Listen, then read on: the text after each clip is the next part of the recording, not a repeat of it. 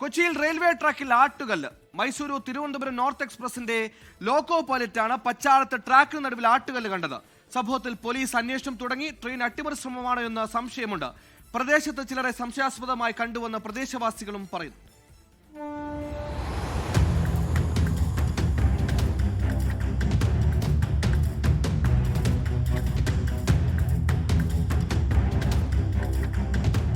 പുലർച്ചെ 4 മണിക്ക് മൈസൂരുവിൽ നിന്ന് തിരുവനന്തപുരം നോർത്തിലേക്ക് പോയ ട്രെയിനിന്റെ ലോക്കോ പൈലറ്റാണ് പച്ചാളം പാലത്തിന് സമീപം ട്രാക്കിൽ ആട്ടുകല്ല് കണ്ടത്.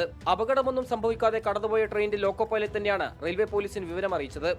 റെയിൽവേ പോലീസ് സ്ഥലത്തെത്തി ആട്ടുകല്ല് ട്രാക്കിൽ നിന്ന് എടുത്തുമാറ്റി അന്വേഷണം ആരംഭിച്ചു. ജനവാസ മേഖലയോട് ചേർന്നാണ് റെയിൽവേ ട്രാക്കുള്ളത്. പ്രദേശവാസികളോട് വിവരങ്ങൾ ആരാഞ്ഞെങ്കിലും ആരാണ് ആട്ടുകല്ല് ട്രാക്കിലേക്ക് എടുത്തുവെച്ചതെന്ന് ആരും കണ്ടിട്ടില്ല. റെയിൽവേ ട്രാക്കിന് സമീപം നേരത്തെ ആരോ ഉപേക്ഷിച്ചു പോയ ആട്ടുകല്ല് ആരെങ്കിലും ട്രാക്കിൽ കൊണ്ടിട്ടതാകാമെന്ന് പ്രദേശവാസി 24നോട്. കല്ലൊക്കെ ഇവിടെ കിടന്ന കല്ല് തന്നെയാണ്. ആ ആട്ടുകല്ല് അവിടെ ഉണ്ടായിരുന്നു. രാവിലെ ആരും കണ്ടില്ല. ഞങ്ങളുടെ സ്റ്റേഷനിൽ സാറിനെ വന്നപ്പോഴാണ് ഞാൻ. രാത്രി ട്രാക്കിന് സമീപത്തേക്ക് ജീപ്പിൽ ചിലർ വന്നിരുന്നതായി പ്രദേശവാസി പോലീസിന് വിവരം നൽകിയിട്ടുണ്ട്. ഡോഗ് സ്ക്വാഡ് അടക്കമെത്തി പ്രദേശത്ത് വിശദമായി പരിശോധന നടത്തി.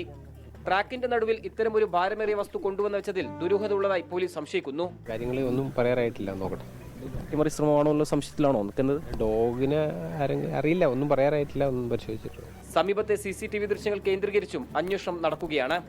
24 കൊച്ചി.